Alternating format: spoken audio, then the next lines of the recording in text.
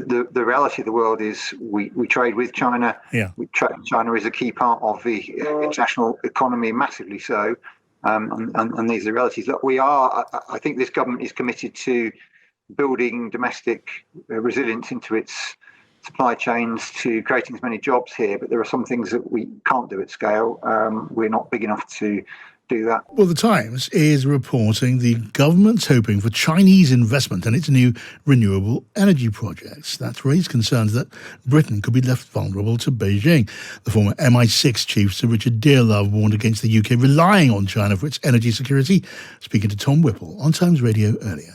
We've been around this circuit before with Huawei and 5G, and there is a concern, I think, that anything manufactured in China which has cellular modules in it and is connected to the internet can ultimately be controlled from Beijing in a crisis. Now, obviously, I'm not saying this is a concern on a day-to-day basis, but what I'm saying is that we're putting more and more of our critical infrastructure, and energy lies at the center of it, into the hands of the Chinese. So you've got a double problem here. You've got a policy which is building over dependence on renewables, and you are building over dependence on Chinese green technology, where they dominate the market.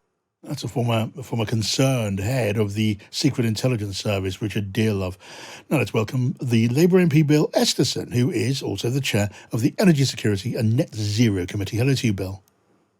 Hi, John. Nice to see you. It's good to have you here, Bill. What did you make of what you heard there from Richard Dearlove, from C, as he used to be codenamed at MI6? Should we be worried about inviting Chinese investment into our clean energy, including wind power?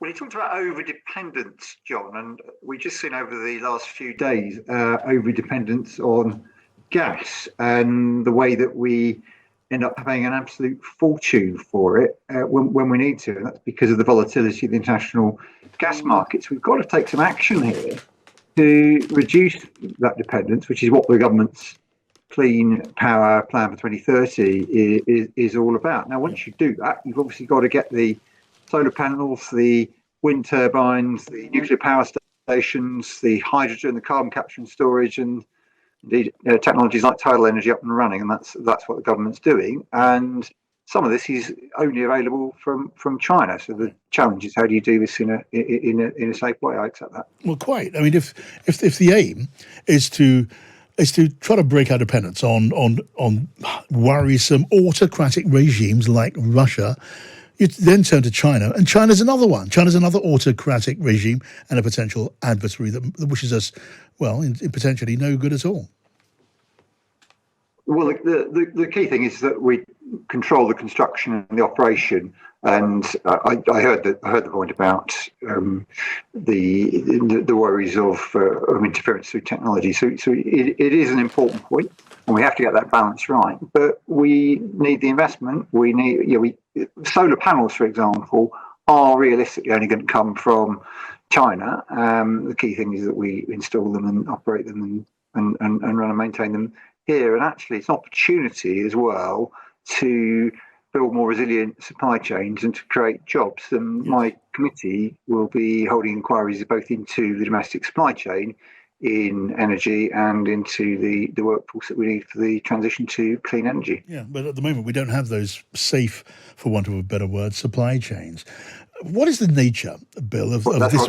That's why we're going to build them, John, which is the point I was just making. Yeah, but at the moment we can't. That's why we're talking about China. And what is the nature then, Bill, of this vulnerability? Are we talking about depending on China just to give us the stuff that we need, the windmill blades and the kit that connects to it? Are we worried about China accessing remotely the systems that make these windmills work?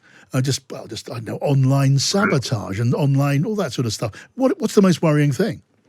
You're in danger of quoting Donald Trump there, talking about windmills. I didn't say they killed every passing bird, but there is concern about China, which isn't confined to Donald Trump. Look, the last government got into an unholy mess with its reliance on China for developing the sizable sea power station. Happily, we're no longer in that position with our nuclear program, and the nuclear program is going ahead with this government. But the key thing is not to have control by China of the operation, as you imply, and buying the solar panels, buying some of the other equipment is one thing, but having control from China is something else. But look, Rachel Reeves has gone to China to attract. It looks like hundreds of millions of pounds worth of additional investment. This is one of the biggest markets and players in the world. It is a reality of the way the world operates. It arguably is more dangerous to try not to operate with China, but you certainly have to do this in a sustainable way. I agree with that. Is it possible, in your judgment, to strike a workable balance between cooperation and security? Yes, it is. It has to be. This is a very dangerous world, and you have to be pragmatic, because we can't get everything from our own resources. We can't get everything from so-called friendly nations, and some nations that we might once upon a time have thought of as friendly may turn out not to be quite so friendly. Who knows what is about to happen? But look, if we have to buy from China, then we have to make sure we do so in the right way, and that we attract investment in the right way. And I'm sure that's what Rachel Reeves is doing. Yeah, I mean, there are other issues too, aren't there, Bill? Our listener Henry Lloyd has written in, pointing out that a lot of the wind technology has to do with manufacturing areas of China, such as the Xinjiang province, which is associated with the oppression, the brutal oppression of the Uyghur people. Yeah, I think that's the solar panels rather than the wind turbines. But it's an important point, and it is something as I understand it, that Rachel Reeves has raised with the Chinese government, and we are quite right to raise it and to be concerned about it. But the reality of the world is we trade with China. Yeah. China is a key part of the international economy, massively so. And these are the realities. Look, I think this government is committed to building domestic resilience into its supply chains, to creating as many jobs here, but there are some things that we can't do at scale. We're not big enough to do that. There are markets that are already very well established, and the pragmatic and appropriate way that actually is in our country's national interest is to partner with countries in the right way, and that does include China. Right. I mean, and again, a practical question, not a rhetorical question. If not China, then who?